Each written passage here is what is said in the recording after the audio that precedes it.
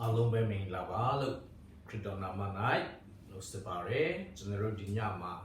Jerry Janley La Jingo General, Select, Losonyama Chipare, General Lonkere Chima, General Jari Chan, now so needed Jari Chan General, Hanji Seleti General, Apige Babi, General Jari Chan Hanji Selima Suin, General Apine. Don't find Quecha Roma, generally like it up today, but tomorrow, Maro, Zion, down Boma, Credit dot loading in it to Jade, Matayade, Julu Mu, the Deacon Julu Mu, that they lay down, later. Through Jango, Lila Kebare, do ya find in it? Gong get a man, don't bar. Gong get ma. The Deacon Jinya Jin. You look at Gong get a man, don't bar a child. Now, so by a rock, the corridor yet, Luda yet, now so, that he thinks in child, General Apine don't buy Quebroma, General Lila Kera Chibare, General Dinya Maro, General Jareja Hanji Singer, Hange, Tikani, Shitty Shibare. Jareja Hanji Singer, and yet Tikani shit, Gausin in it now soon though, Bedan Kunabazu Broma, General Gausin, Beta Bare. Jareja Hanji Singer, and yet Tikani shit Shibare, General da Jansa Pamesui, Jareja Hanji Singer, and yet did. The Pando, Payalkin a middle, BCC dog, now soon Bedan Kunaba she dog. Gong get about Kunaba D who dog, Gong can I amway dog, Name G, a chadabagu, Namya ya e. Now, Piaki and Yadogu, PCC dog, now so beta Kunaba. Now so beta Kunaba she dead, Gong get about Kunaba. Kunaba ye, Gong can I amway dog, Name G would have been so, Johan Nigger, you buy yoga, the now so net, now so beta Kunabanet this kind of Gongit about Kunabagu to me not today, do you mean Gungo always today? Name Jeep today, no? So, General the Jerry Janguli Lare Kama, to me the Bira and Jigala Masuin, the Chuga, the Zik Kunakuye. The book on the loan ye, quip la, con the loan ye, to do well today, he told you up, no? Conisura to do well today, King and Anga to need up. Any they got chilly there to do well today. You, the Pompo Zane, Shimja Chim today, look at you up your body. Now we make general Charlie Lare Kama, the Konaku, the Zekonaku, the book on the loan. Pla to the loan there, machine, a chilly, alum to so that general to yard. A two the PND Bilugausin, Petales for now so big and Kunapalo, your rapidity, Quapala on the loan. But Hamaro, Bira and Jipatama, Paima, the Zek Konaku, Pune, Pun Birane, Konakumia Punane, the book on the low mode. The book on the low Birane, a cook. Quapala, a middle Quapala, Conalone, don't long not much in it. So, I yen the Zay Conacuche, the book on the loan head, the Quapala, Bira ha, now so look, the Name Beta Valley. Now so Payaka yet Tania a middle, the Milchituri Poma, Tolagao, Anti Christmas to a bomba reformer, not so. The Asi in Jim Piaget and Yedo, a song that book Chibare, I don't know so, Bina Konabalu for Jim Chibare. The Name Gilo, you are today. Name Mega great sign. Jerija Kaji send it aside by my Giswa don't make Nagaji. Jerija Kaji Seko, Seto, and aside by my Giswa do Anna sit. So that Giswa do Mega the Great. So that's a colony power, eh? It is now so big and Kunapa. Oh, the get a yin. Beta needed G swado, ပူ၍ဒါကြီးမားတဲ့ဘေးဒဏ်တွေဖြစ်တယ်ပူ၍ဆိုးရွားတဲ့ဘေးဒဏ်တွေဖြစ်တယ်ဖယားသခင်အမျက်တော်နောက်ဆုံးအဆုံးသတ်ဖို့ဖြစ်တော့ကြောင့်နောက်ဆုံးဘေးဒဏ်တွေဖြစ်တယ်လို့ကျွန်တော်တို့သိရပါတယ်ဟုတ်ပြီကျွန်တော်ဆက်ဖတ်မယ်ဆိုရင်အငယ်နှစ်မှာမင်းနဲ့ရောတော်ဖန်ရီကံကဲ့သို့ရှိသည်ကိုလည်းငါမြင်၏တဲ့မင်းနဲ့ရောတော်ဖန်ရီကံကဲ့သို့ရှိသည်ကိုလည်းငါမြင်ရ၏တာရဲနဲ့၎င်းဟုတ်ပြီဒီနေရာမှာမင်းနဲ့ရောတော်ဖန်ရီကံမင်းနဲ့ရောတော်ဖန်ရီကံဆိုတာကကျွန်တော်တို့ဗျာဒိတ်ကျမ်းခန်းကြီး၄အငယ်6မှာရှင်ယောဟန်ကအသင်းတော်အကြောင်းကိုပြောပြီးတဲ့အခါမှာချက်ချင်းမဲ့ဝိညာဉ်တော်အားဖြင့်ချီဆောင်ခြင်းဟာပရမကောင်းကင်ဘုံရောက်သွားပါတယ်ကောင်းကင်ဘုံမှာသူကဒါဖရားရဲ့မျက်မှောက်တော်ပလင်တော်တွေပေါ့နော်တတဝါတွေအသက်ကြီးသူ24ပါးစသဖြင့်သူတို့ရဲ့ဒီမှာတော့ဖန်ရီကံပေါ့နော်ဆိုတော့အမတမတ်ကြီးတဲ့ဖန်ရီကံကိုသူတွေ့ရတယ်တကယ်ကြီးကတော့မဟုတ်ပါဘူးဖန်ရီကံနဲ့တူတဲ့ချမ်းပြန်တောက်ပါတယ်ချမ်းပြန်ကိုပြောချင်တာဖြစ်တယ်ဆိုတော့ဒီနေရာမှာတော့အဲ့ဒီချမ်းပြန်ကဖန်ရီကံကမီးနဲ့ရောတယ်ဆိုတာကိုကျွန်တော်တို့တွေ့ရတယ်မီးနဲ့ရောတော့ဖန်ရီကံဆိုတော့ရီကံဆိုတာကတော့ကျွန်တော်တို့မြေကြီးပေါ်မှာရှိတဲ့တဲတော်အကြောင်းကိုလေ့လာတဲ့အခါမှာတန်ရှင်းဆုံးဌာနတန်ရှင်းရဌာနပြီးရင်ဒါအပြင်ဘက်ဆိုတော့အဲ့မှာယစ်ပရောဟိတ်ဒီဒါတန်ရှင်းကြီးလုပ်တဲ့အင်ဒုံရှိတာဖြစ်တယ်တန်စင်ခြင်းဖြစ်တယ်နော်ဖန်ရီကံဒီနေရာမှာမီးနဲ့ရောတော့မီးဆိုတာကတော့တန်ရှင်းခြင်းလည်းဖြစ်တယ်လို့တရားစီရင်ခြင်းဘုရားရဲ့အမျက်တော်ကိုလည်းပေါ်ပြနေတဲ့တရားစီရင်ခြင်းနဲ့တန်ရှင်းခြင်းပုံဆောင်တယ်ဆိုတာကျွန်တော်တို့တွေ့ရပါတယ်ဖန်ရီကံမီးနဲ့ရောတော့ဖန်ရီကံနောက်တစ်ခုကတော့အငယ်နှစ်မှာပဲကျွန်တော်တို့ဆက်ဖတ်မယ်ဆိုရင်တားရင်နဲ့၎င်းသူဤရုပ်တုနဲ့၎င်းသူဤနာမအည်အတွက်နဲ့၎င်းလွှတ်၍အောင်မြင်သောသူတို့သည်ဖယားသခင်ဤစောင်းတော်တို့ကိုကိုင်လျက်ဖန်ရီကံနာမှာရက်နေကြသည်ကိုမြင်ရ၏တဲ့နော်ထိုသူတို့သည်ဖယားဟုတ်ပြီဒီထိပဲကျွန်တော်တို့ရင်ဖယားအောင်အဲ့မှာတားရင်နဲ့၎င်းသူဤရုပ်တုနဲ့၎င်းသူဤနာမအည်အတွက်၎င်းလွှတ်၍နော်ဆိုတော့ဒီလူတွေကဒီအောင်မြင်သူတွေကဘယ်သူတွေတော့နော်ဆိုတော့ဒီအောင်မြင်တော်သူတွေဟာပြောရမယ်ဆိုရင်ဗျာဒိတ်ကျမ်းခန်းကြီးခွန်အငယ်9ကနေ10မှာပေါ်ပြထားတဲ့ဗိဓာန်ကြီးကာလမှာအသက်ခံရတဲ့ခရစ်တော်ကိုယုံကြည်ခြင်းကြောင့်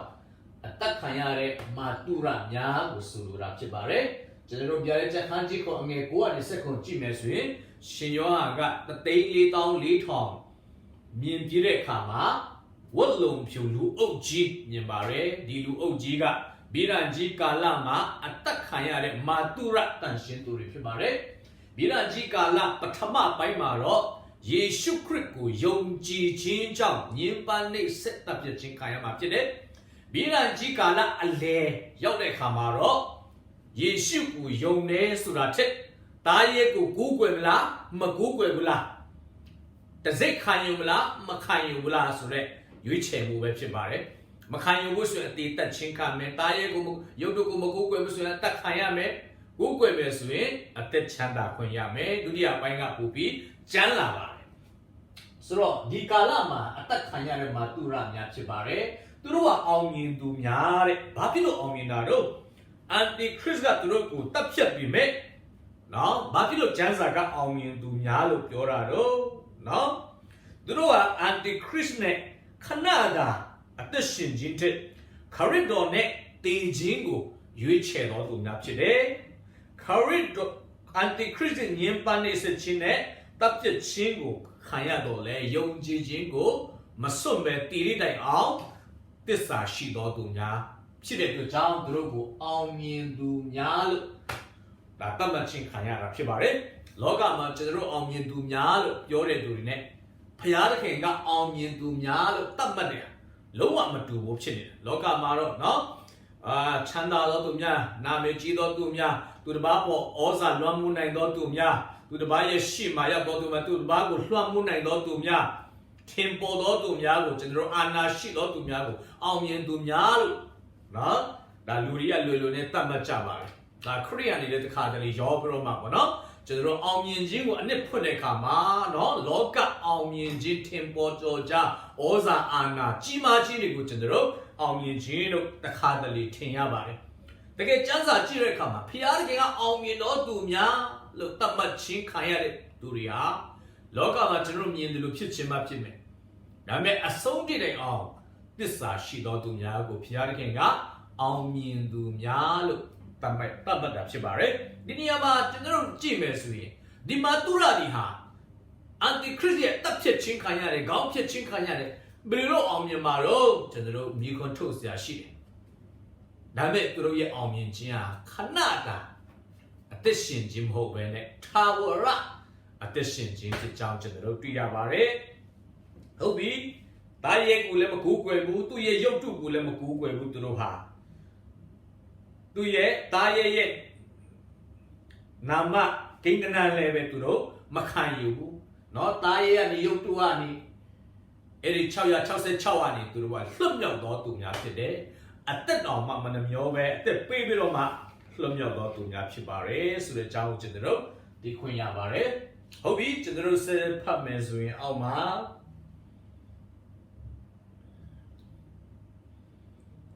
ထိုသူတို့ဒီအငယ်သုံးမှာထိုသူတို့ဒီဘုရားသခင်ဤဂျုံမောရှိဤတခြင်းနဲ့တိုးငယ်ဤတခြင်းကိုတည်၍အနန္တတကိုးနဲ့ပြည့်စုံတော်မူသောထာဝရအရှင်ဘုရားသခင်ကိုရောဤအပြုတ်မှုတို့သည်ကောင်းမြတ်၍အံ့ဩဖွယ်ဖြစ်ကြပါ၏လူမျိုးတို့ဤဘယင်ကိုရောဤအကျင့်တလိတို့သည်ဖြောင့်မတ်ဟုတ်မှန်ကြ၏တဲ့နော်စဖမေစုအိုထာဝရဘုရားကိုရောကိုမကြောက်ရွံ့ပဲနာမတော်ကိုမချီးမွမ်းပဲအဘယ်သူနေရပါမနည်းကိုရောတပါးရီသာလျင်တန့်ရှင်းတော်မူ၏တရားသဖြင့်စီရင်တော်မူခြင်းအရာတို့သည်ထင်ရှားသည်ဖြစ်၍လူမျိုးပေါင်းတို့သည်လာ၍ရှိတော်၌ကိုးကွယ်ကြပါလိမ့်မည်ဟုရှောက်ဆိုကြ၏တဲ့နော်ဒီနေရာမှာဒီအောင်မြင်တော်သူများကဘာတခြင်းဆိုလဲဆိုတော့ဖျားသခင်ဤကျွန်းမောရှိရဲ့တခြင်းနဲ့တိုးတငယ်ရဲ့တခြင်းကိုတည်ဆိုကြတာကျွန်တော်တို့တွေ့ရတယ်မောရှိတခြင်းနဲ့တိုးတငယ်တခြင်းသူတို့ဆိုတဲ့တခြင်းကောင်းစဉ်ကမောရှိတခြင်းနဲ့တိုးတငယ်တခြင်းပေါင်းစပ်ထားတဲ့ပုံစံဖြစ်ပါတယ်။ဘာဖြစ်လို့မောရှိတခြင်းနဲ့တိုးတငယ်တခြင်းလို့နော်ပြောထားလဲဆိုတော့မောရှိတခြင်းဆိုရင်ကျွန်တော်တို့ပရိနိဟောင်းနဲ့ပရိနိတစ်ကိုကိုစားပြုပါတယ်။မောရှိရဲ့တခြင်းကိုကျွန်တော်တို့ဘယ်မှာသွားတွေ့နိုင်လဲဆိုတော့ကျွန်တော်တို့ထွက်မြေရာကျန်ခန်းကြီး15အငယ်1ကနေ18 Egypt အေဂရုပြည်ကနေထွက်လာတဲ့အခါမှာဣသရေလလူမျိုးများပင်လယ်နီကိုနှချမ်းဖျားခင်ကွဲစီပြီးတော့မှသူတို့ကဖြစ်လျှောက်တယ်နောက်မှာအေဂရုစစ်တပ်ဖာရောနဲ့အေဂရုစစ်တပ်တွေလိုက်တဲ့အခါမှာသူတို့အားလုံးဟာပင်လယ်နီထဲမှာနစ်မြုပ်ပြီးတော့မှကြာရှုံးသွားတဲ့အခါမှာဂျူးလူမျိုးများကဝမ်းမြောက်ဝမ်းသာနဲ့အဲ့မှာတခြင်းတွေဆိုကြပါတယ်ချီးမွမ်းကြပါတယ်အဲ့ဒီတခြင်းကျွန်တော်တို့သိချင်တယ်ဆိုရင်ထွက်မြောက်ကျန်ခန်းကြီး15အငယ်1ကနေ18ထာဝရဘုရားရဲ့စစ်သူရဲ့ကဲလို့ဖြစ်တယ်ဖာရောနဲ့သူရဲ့ညီရထားတွေပေါ့နော်ဒါပင်လယ်နီထဲမှာနစ်မြုပ်ပစ်လိုက်တဲ့စသဖြင့်ပေါ့နော်အောင်ပွဲခံတဲ့တခြင်းလွတ်မြောက်တဲ့တခြင်းကိုသူတို့တည်ဆိုကြတာကျွန်တော်တို့တွေ့ရတယ်အဲ့ဒါမောရှိရဲ့တခြင်းဖြစ်ပါတယ်တနည်းအားဖြင့်အေဂရုပြည်ကနေလွတ်မြောက်ခြင်းဖာရောစစ်သားများဖာရောနဲ့သူ့ရဲ့စစ်သားများကြရှုံးခြင်းစတဲ့နော်အချက်လက်များပါဝင်ပါတယ်တိုးတငယ်တခြင်းကတော့ပရိနိတရားတိကိုစားပြုသလိုဘေးရန်ကြီးကာလအန်တီခရစ်နဲ့အပေါင်းပါများလက်ထရနေလွတ်မြောက်ခြင်းတို့ကိုအန်တီခရစ်မဲ့သူ့ရဲ့အပေါင်းပါများကြရှုံးခြင်းနဲ့ပတ်သက်တဲ့ဒါတခြင်းအောင်ပွဲတခြင်းဖြစ်ပါတယ်လို့နော်လွတ်မြောက်ခြင်းတခြင်းကိုသူတို့တည်ဆိုကြတာကိုကျွန်တော်တို့တွေ့ရပါတယ်ဟုတ်ပြီဒီနေရာမှာကျွန်တော်တို့ဆက်ဖတ်မယ်ဆိုရင်ခုနက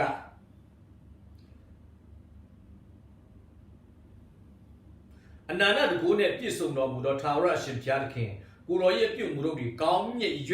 အောပွဲဖြစ်ကြပါ၏ဆိုတော့ဖယားသခင်ရဲ့ပြုမှုတွေဟာ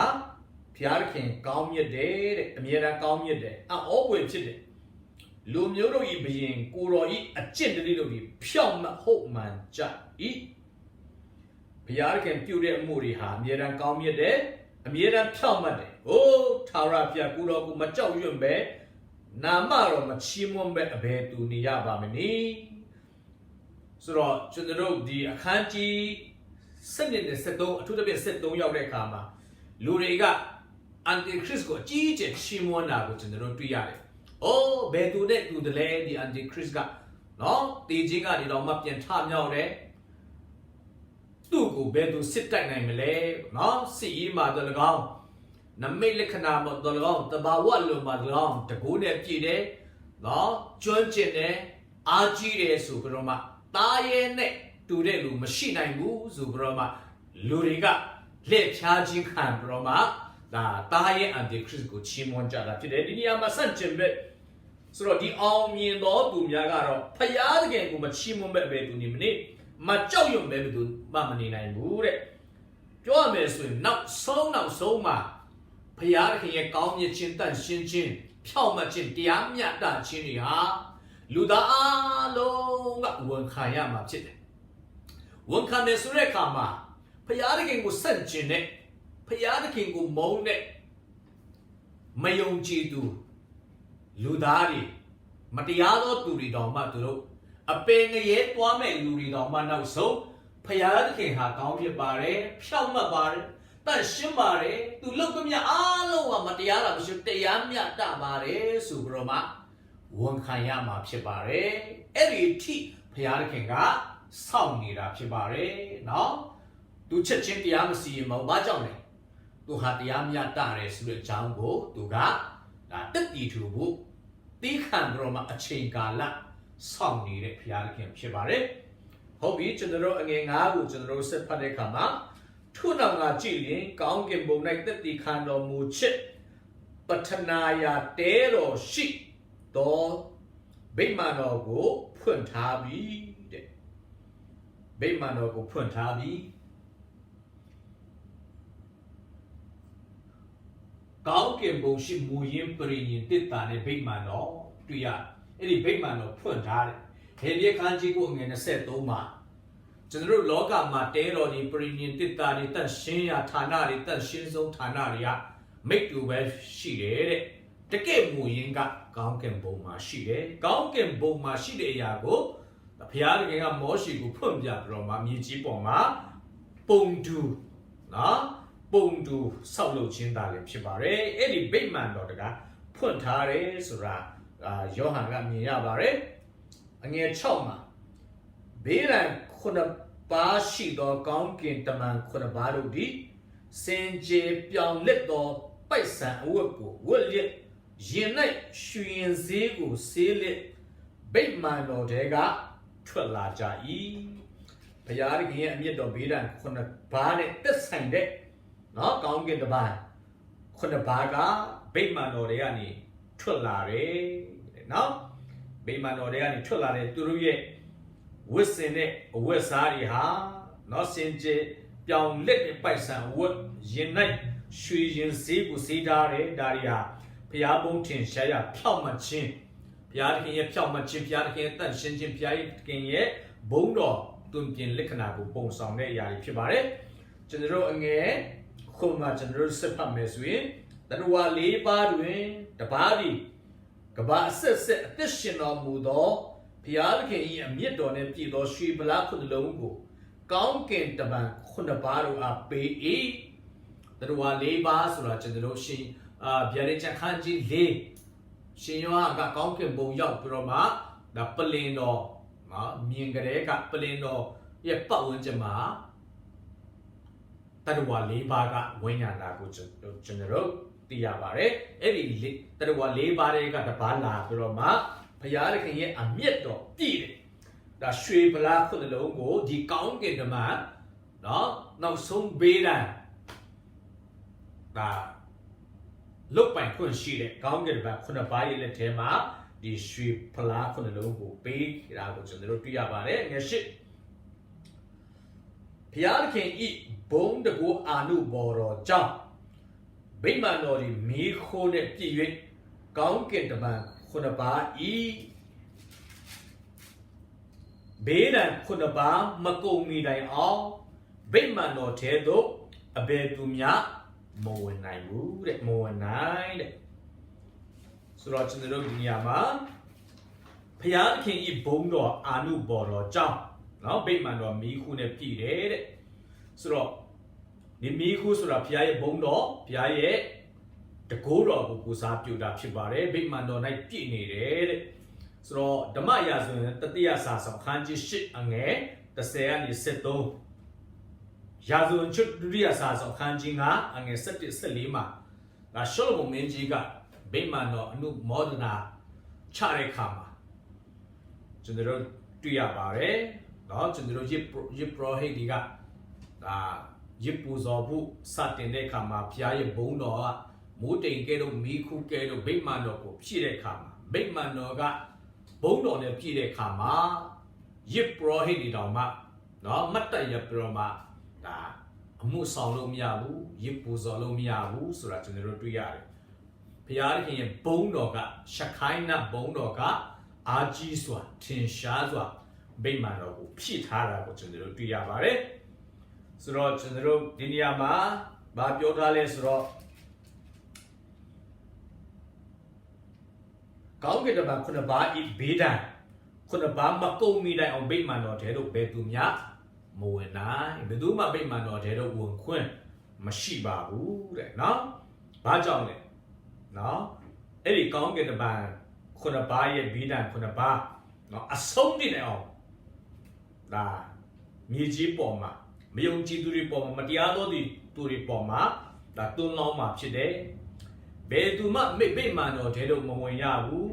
เนาะဆိုတဲ့ချက်ကဖျားသခင်ရဲ့တရားစီရင်ခြင်းကိုဘယ်သူမှစီးတားလို့မရဘူးเนาะစီးတားနိုင်မှာမဟုတ်ဘူးဖျားသခင်ရဲ့တရားစီရင်ခြင်းဒီတစ်ခါတော့နောက်ဆုံးဖြစ်တယ်ဘယ်သူကမှရက်တက်အောင်မလုပ်နိုင်ဘူးမဖြောင်းဖြတ်နိုင်ဘူးဖျားသခင်ဟာတနည်းအားဖြင့်ပြန်ပြီးတော့မှနောင်တရပြီးတော့မှတွန့်ဆုတ်မှာမဟုတ်ဘူးเนาะအဆုံးထိမြေကြီးပေါ်မှာသူ့ရဲ့အမြင့်တော်အဆုံးထိသွလောင်းမယ်အပြစ်တရားကိုလည်းအဆုံးထိတရားစီရင်သွားမယ်ဆိုတဲ့ချက်ကိုဖော်ပြပါတယ်ကျွန်တော်တို့ဒီညမှာတော့ဒါခန်းကြီး15ဖြစ်ပါတယ်အဲ့ဒီဘုရားသခင်ရဲ့အမြင့်တော်နဲ့ပြည့်တဲ့ခွက်ဖလားခုနှလုံးသို့မဟုတ်နောက်ဆုံးဘေးဒဏ်ခုနှစ်ပါးအဲ့ဒီတစ်ခုချင်းစီတိုင်းဟာဘာတွေလဲဆိုတာကျွန်တော်တို့မနေ့ပြန်ညမှာကျွန်တော်တို့ဆက်လက်ပြီးတော့မှအခန်းကြီး16မှာလေ့လာသွားမှာဖြစ်ပါတယ်ဆိုတော့ဒီညတော့ဒီညလောက်ဖြင့်ဖျားခင်နောက်ချင်းစီတိုင်းကောင်းကြီးပေးပါစေ